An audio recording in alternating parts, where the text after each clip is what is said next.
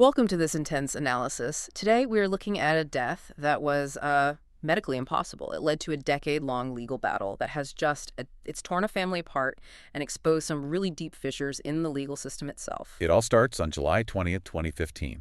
Mary Yoder, a chiropractor, drinks her morning protein shake at work. By noon, she cannot stop vomiting. By midnight, her heart stops. Just like that? Just like that. They revive her, it stops again and again. 8 times her heart stops. And then, 48 hours later, she is dead. The doctors are completely baffled. The autopsy shows poison, colchicine, enough to kill 15 people. Someone put it in her drink. Police find the poison bottle in her son's car with the receipt in his name. His ex-girlfriend sends them an anonymous letter. She tells them he did it. Case closed. But it wasn't. Not even close. The DNA comes back. Her fingerprints are on the poison, not his. She worked at the clinic. She made the drinks. Convicted, 7 years in prison, then freed in 2025. The victim's 3 sisters say she is innocent. They say the husband did it. Now she is free. Who really killed Mary Yoder? Well, listen till the end to find out. Welcome to Whispers of Crime. Follow Whispers of Crime on Apple Podcasts, Spotify, iHeartRadio, Spreaker, and other podcast platforms for daily updates on every crime. And subscribe to our YouTube channel, Whispers of Crime. So, to really understand this, we have to start with the victim. Who was Mary Yoder? We start with Mary Louise Yoder. In 2015, Mary was 60 years old, and she was, by all accounts, just this vibrant, energetic person, the picture of health, really. Not someone you'd expect to just collab. No, not at all. She was dedicated to wellness. She ran her own practice, chiropractic family care. They called it CFC in Whitesboro, New York.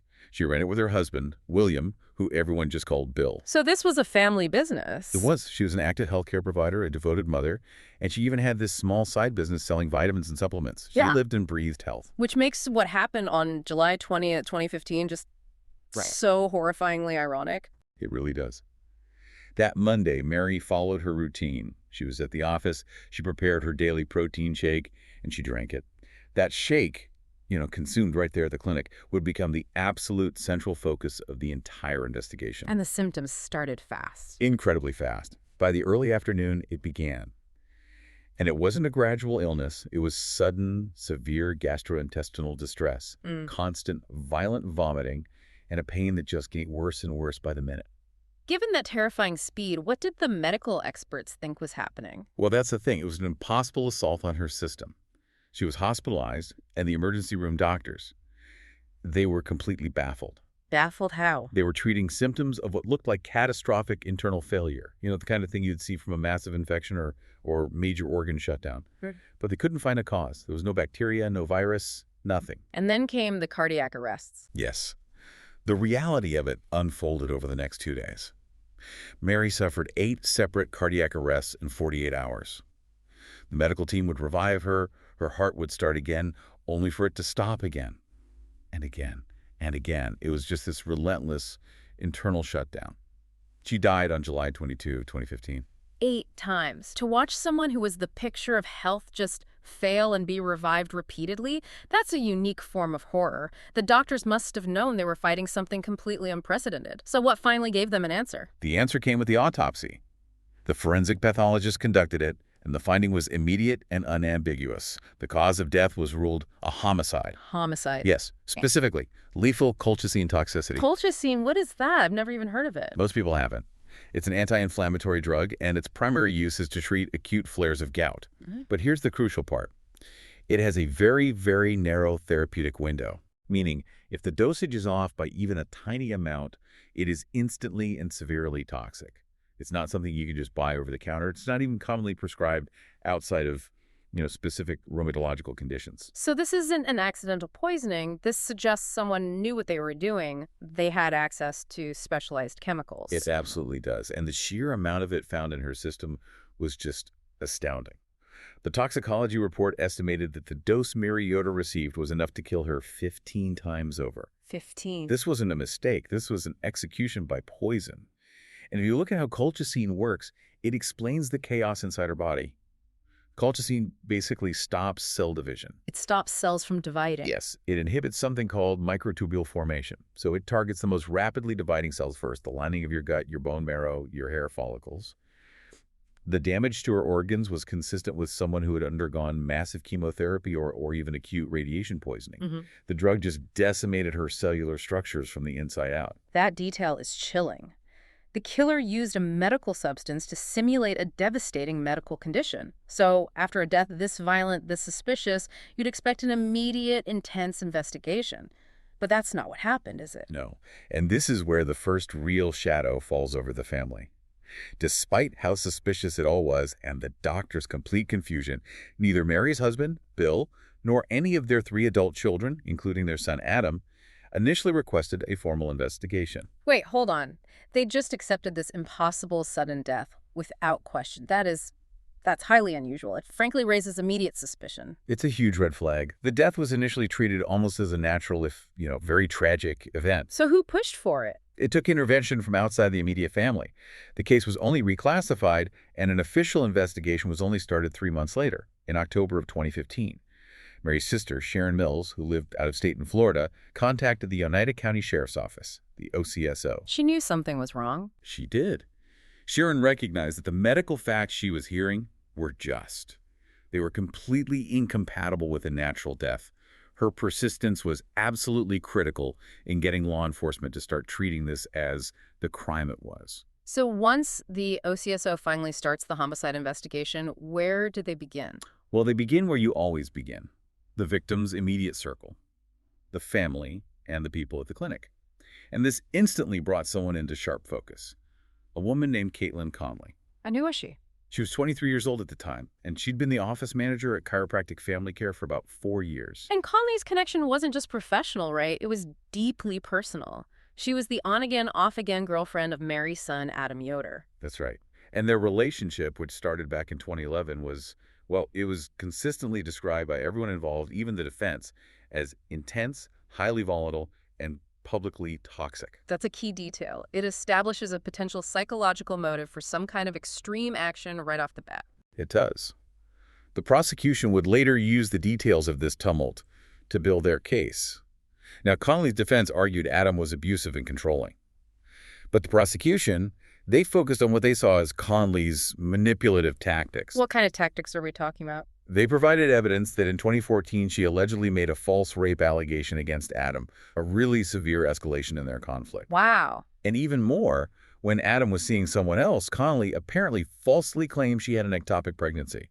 She said she nearly bled to death and that the child was his, all in an attempt to manipulate him back into the relationship. This paints a clear picture of obsession and emotional desperation. A person who's willing to fabricate a violent crime and a near-fatal medical emergency just for relationship leverage. That suggests a powerful, unstable capacity for deception. It certainly sets the stage for the extraordinary thing that happened next, which instantly threw the spotlight right onto Adam. The anonymous letter. It's exactly. In November 2015, about a month after the official investigation began, the OCSO received an anonymous letter. This wasn't just a tip. It was a physical letter delivered to authorities, and it directly and unequivocally accused Adam Yoder of murdering his own mother. An anonymous accusation is often a sign of someone trying to create distance, but how specific was this letter? Did it just name him, or did it have details? Oh, it provided stunning, intimate details. It essentially handed the investigators what they thought was the murder weapon. The letter claimed Adam had contaminated Mary's vitamins, and critically, it stated that the specific bottle of colchicine, the poison, could be found hidden under the front passenger seat of his Jeep. A setup handed to them on a silver platter. It's giving them the exact coordinates. Precisely. Law enforcement immediately searched Adam's Jeep, and there it was, exactly as described. Under the passenger seat, a bottle of colchicine. And with it, a crumpled receipt from a chemical supply company, Art Chemicals. Let me guess, the receipt had his name on it. It had something even more suspicious, an email address used for the purchase with the handle, Radamater. The investigators must have been stunned. I mean, this looks like an open and shut case. But when a major piece of evidence is pointed out by an anonymous source like that, how does that shift a detective's mindset? It triggers immediate suspicion. You're right. The evidence itself, the poison in Adam's car, is explosive. But the source of that information is the major red flag. Why would a real witness do that anonymously? They probably wouldn't. A real witness might be scared. But to provide such precise, incriminating details, Detectives immediately recognized this, pointed away from a fearful witness, and directly towards someone orchestrating a calculated frame job, someone with intimate knowledge of Adam's vehicle, his email habits, the purchase details, and the fact that the poison was colchicine. So fortunately for Adam, they didn't just take it at face value. No, they followed procedure. And his alibi was quickly verified.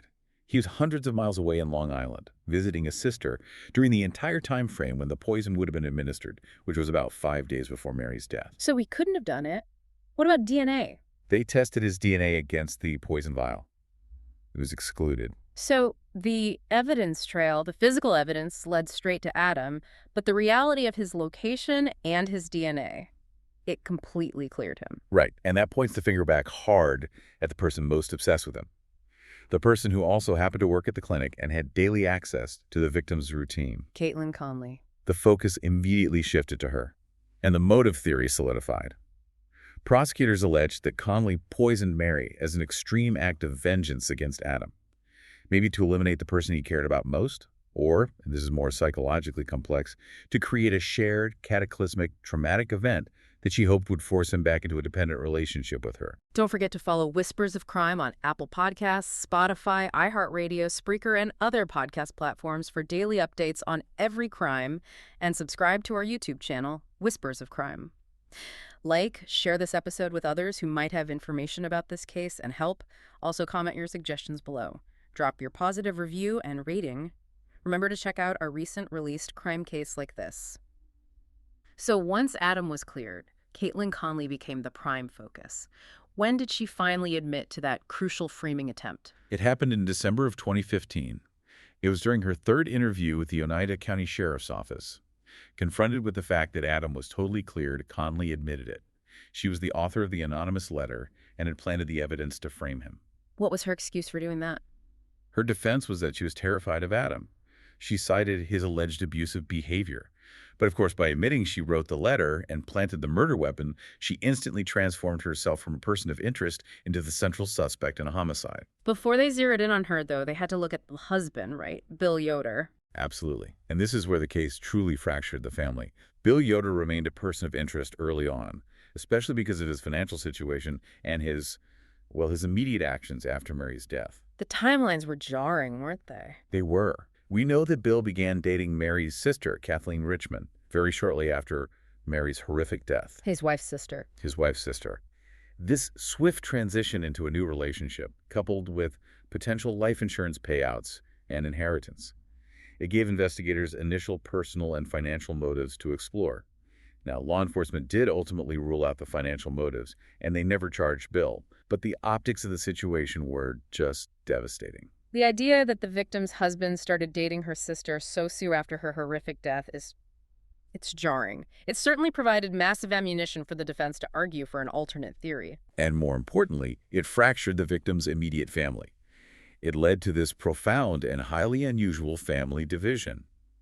Mary's 3 surviving sisters, Sharon Mills, who was the one who initiated the investigation, Janine King, and Sally, they later became these vocal public advocates, asserting that Caitlin Conley was wrongfully convicted. They took the side of the accused killer. They did. They pointed the finger directly at Bill Yoder as the true killer. They claimed investigators had ignored crucial evidence, specifically citing Bill's alleged prior knowledge of colchicine. They claimed he'd used it back in the 1980s for marijuana cultivation, which would suggest he knew about its lethality and how to get it. So they felt the police just got tunnel vision. That's exactly it. They felt investigators had confirmation bias. They focused on Conley and dismissed anything that pointed away toward Bill Yoder. For them, Conley's conviction was a miscarriage of justice that let the real killer walk free. But the investigation, it shifted definitively when they got into Conley's cell phone, right? Irrevocably. When law enforcement executed a search warrant on her phone, the digital footprint she left behind wasn't just circumstantial, it was devastating evidence of preparation and motives. Okay, let's break down that digital evidence. What specifically did they find on her phone that convinced the prosecution they had the right person? Well, this search, which would later become the center of the legal battle, unlocked the whole case. First, the forensic analysis revealed that her phone's user dictionary. It contained multiple manually input entries for the exact words poison and colchicine. Not just in her search history, but in the dictionary. In the dictionary. This isn't accidental browsing. This implies a focused, repeated interest in typing these specific terms. Second, the email account used by the Colchicine, the Murnatamiter one, had been logged into on Conley's cell phone. That immediately links her not just to planting the evidence, but to actually acquiring the murder weapon. Precisely. And she later admitted a physical part of the transaction. She confirmed buying a prepaid credit card. The serial number of that card matched the receipt from art chemicals that they found in Adam's Jeep. She physically handled the payment that acquired the poison. So she bought the card, used the card to buy the poison under a fake email, and then planted it. That was the prosecution's timeline. But the truly damning evidence of premeditation, it emerged when investigators later found thousands of screenshots on her phone. Thousands. Thousands. These screenshots documented extensive poison research, and they were manually captured with her phone's screen capture function. They dated back to late 2014, almost a year before the poisoning. A year before. And this was during a period when she and Adam were broken up. Yes, a period when he had broken up with her and was out of town. Thousands of screenshots. That's so far beyond simple curiosity. What does that sheer volume reveal about the psychological mindset here? It reveals methodical, almost obsessive planning. This wasn't a quick search for how to kill someone. This suggests a deep, documented dive into specific compounds, methods, and dosages. It implies a premeditation that began almost a year before the crime was even committed. Did the defense have an explanation for that? They tried to argue the screenshots were related to an online course she was taking, but forensics confirmed they were random, manually captured images of detailed poison and toxicology information, often captured during times of high conflict with Adam. And there was more, wasn't there? Something about a social media post. The timeline of the execution is terrifyingly revealed by another piece of digital evidence. Forensic experts found a drafted Facebook post, a eulogy for Mary Yoder, saved in Conley's iPhone notes. Okay. It was dated July 19, 2015, the day before Mary went into the clinic, drank the shake, and was poisoned. That is deeply chilling. It suggests that the plan was not only premeditated, but finalized. She was so certain of the timeline of Mary's death that she had already written her memorial. And the final nail in the coffin was physical. DNA testing confirmed Caitlin Conley was a major contributor of DNA found on the colchicine vial itself and on the cardboard wrapper it came in. And as the office manager, she had access. Free access. Yeah. She had access to Mary's daily protein shake ingredients at the office. The prosecution's theory was simple. Conley administered the powdered colchicine to the shake during a brief window when Mary was out of the room on a lunchtime errand. So with all of that, the purchase, the DNA, the confession to the frame, the incredible digital trail, the trial should have been straightforward. You would think so. The weight of the evidence led to her indictment on second-degree murder charges in June 2016, but converting that evidence into a conviction proved to be far more complex. And we know the defense had a compelling alternate theory, fueled by the victim's own family. How did that play out in the courtroom? Well, the first trial began in May of 2017. The defense went on the attack. They aggressively introduced the theory of Bill Yoder as the alternate suspect, arguing his rapid relationship with Mary's sister and the sister's public distrust of him. It all cast reasonable doubt on the state's case against Conley. And it worked. It did, to an extent. After 3 weeks of intense testimony and 5 full days of deliberation, the first trial ended in a hung jury. They couldn't decide. They could not reach a unanimous verdict. This non-verdict confirmed that the defense had successfully seeded enough doubt for at least some of the jurors to question the prosecution's narrative, despite the overwhelming circumstantial evidence against Conley. So the prosecution had to try again. Immediately. They were determined to get a conviction. The second trial ran from November 2017 into January 2018.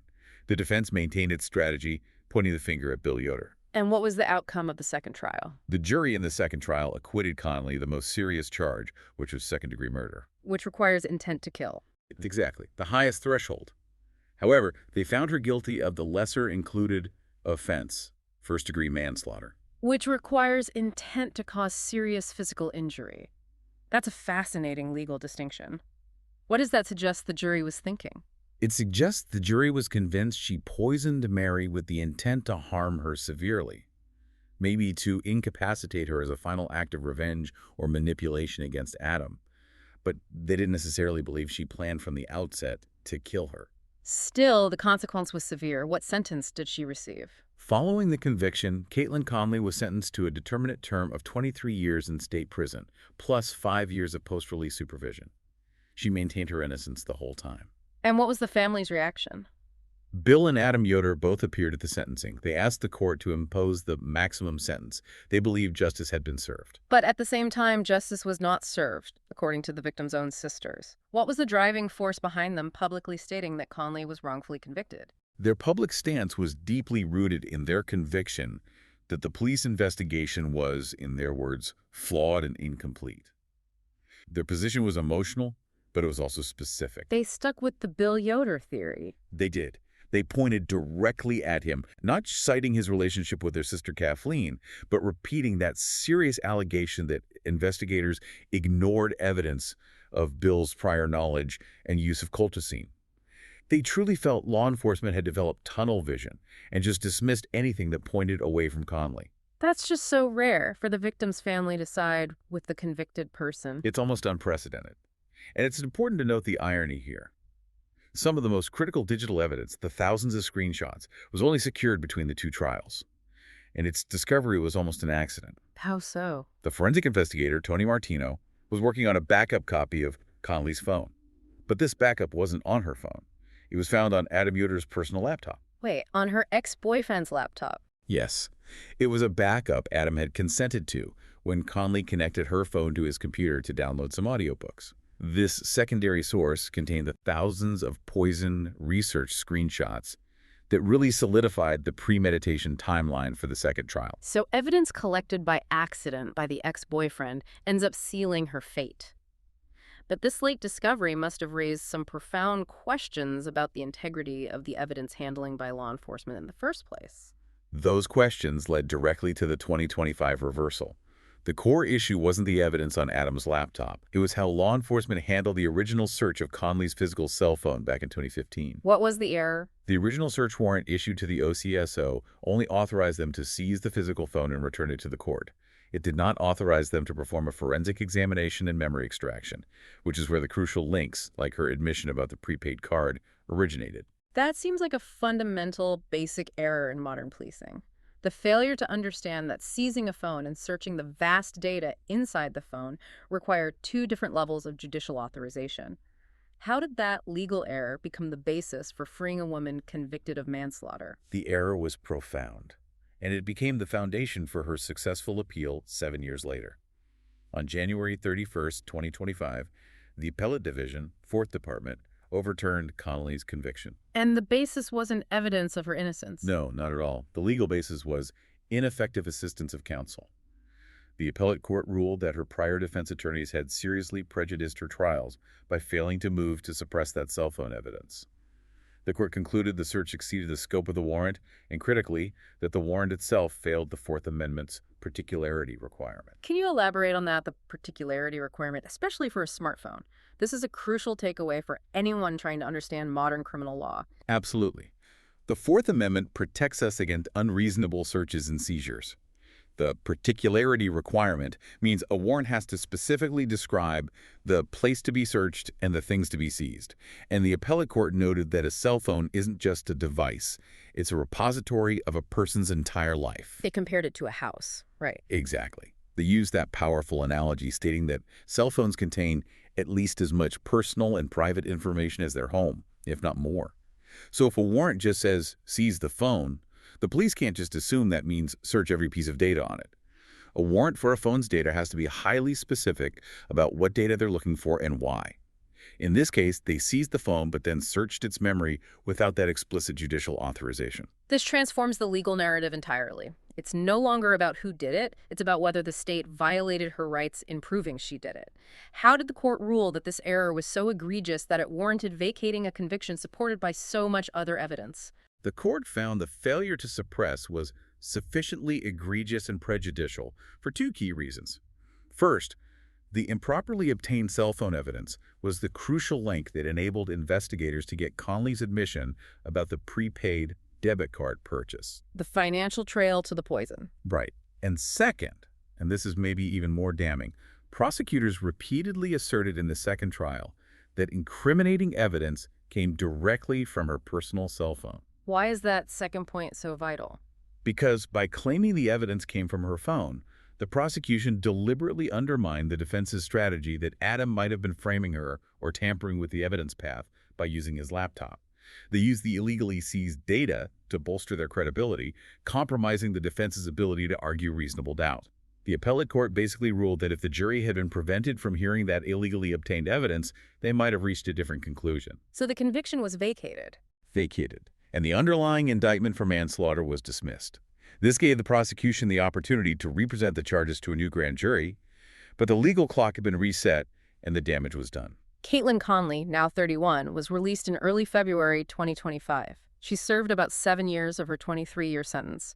What complicated her release and any future attempts to prosecute her? The complexity shot up immediately. Upon her release, all the records from a prior prosecution were legally sealed under New York's Criminal Procedure Law 160.50. CPL 160.50, what does that mean exactly? It's a critical legal measure. CPL 160.13 mandates that once a conviction is overturned or dismissed, the state must treat all records related to the prosecution as if they never existed. So the state, the very entity that gathered all that damning evidence, lost its easy legal access to it. The testimony, the digital forensics, all of it.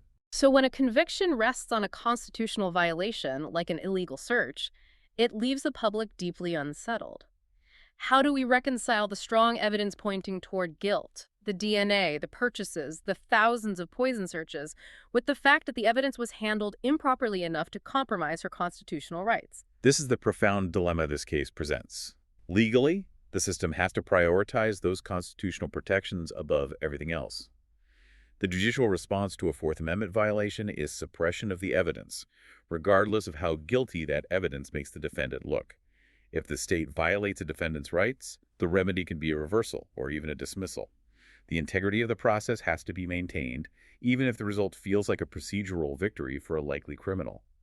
The state now had to find a new, constitutionally sound way to access the evidence just to retry the case. So the story shifts from a murder mystery to a crisis of integrity within the local legal system itself. That's exactly right. The Oneida County District Attorney Todd Carville was determined to retry the case. He announced on April 17, 2025, that his office would represent it to a new grand jury. He maintained that the evidence that had been constitutionally obtained, like the DNA, her confession to the frame, the backup data from Adam's laptop, was still strong enough. But the immediate massive barrier was that sealing order. He couldn't legally access the sealed records for the new grand jury, could he? He could not. And this failure to navigate that legal reality created a firestorm.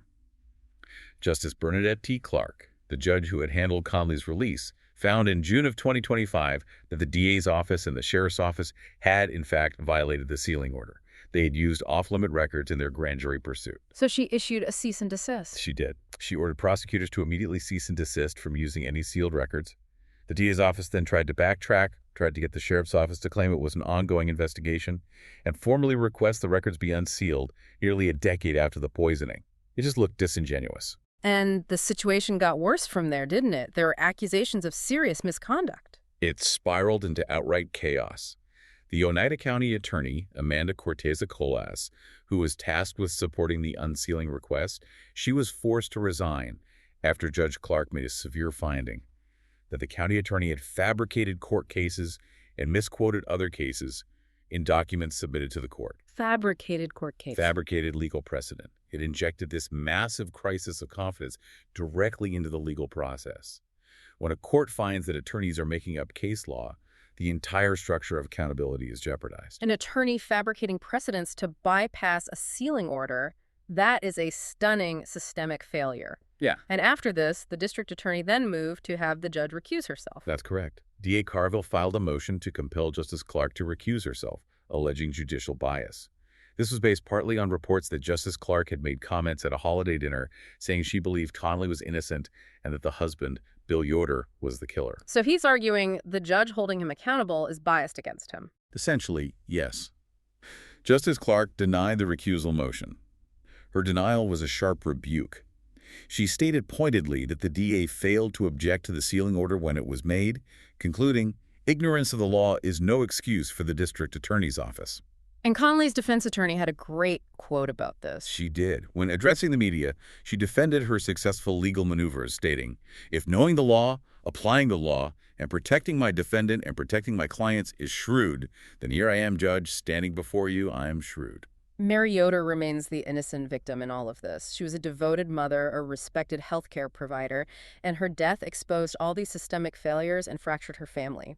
So with the prosecution's integrity questioned, the conviction overturned, and the victim's own sisters pointing a finger at the husband, what chance is there for true justice and closure in this case? As of the end of 2025, Caitlin Conley is still free.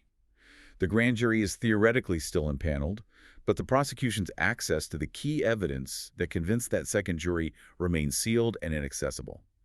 DA Carville has appealed both the sealing order and the denial of the recusal motion. So the next major step is the appellate arguments regarding that sealed evidence, which are set for April 2026. The whole process is suspended not because of a lack of evidence, but because of a failure to secure it constitutionally and then a failure to navigate the legal barriers that created. This case is such a haunting contemporary example of the power of the Fourth Amendment. It just underscores how constitutional protections have to be upheld rigorously. They have to be. Even when the result is the reversal of a conviction that was supported by so much circumstantial evidence, the purchases, the DNA, the confession to the frame, those thousands of screenshots, the method used to get some of that evidence was ruled constitutionally flawed, and that made the conviction unsustainable. The focus shifts entirely from, did she do it, to the much more complicated question, can the state prove it again years later without violating her rights? And the story is just a profound tragedy for Mary Yoder and her loved ones. It forces all of us to consider the devastating impact of these evidence-handling failures, the sheer power of a digital footprint to both convict and exonerate, and the pain when a victim's family is divided over who is truly responsible. The sisters' persistent claims of a wrongful conviction, standing against the prosecution's narrative. It ensures that doubt will forever cling to the outcome, even if a new verdict is eventually reached. Look, we have reviewed overwhelming, compelling evidence pointing to one person, yet a superior court ruled the process was flawed enough to necessitate her release. Now that the district attorney's office has been so severely challenged on its integrity, on procedural errors, and possible bias, the ultimate question isn't just who killed Mary Yoder, but whether the legal system itself has become too compromised to ever deliver a final, untainted verdict that brings closure to this decade-long battle. And that leaves the true question of accountability forever in legal limbo. Don't forget to follow Whispers of Crime on Apple Podcasts, Spotify, iHeartRadio, Spreaker, and other podcast platforms for daily updates on every crime, and subscribe to our YouTube channel, Whispers of Crime. Like, share this episode with others who might have information about this case and help. Also, comment your suggestions below. Drop your positive review and rating. Remember to check out our recent released crime cases like this.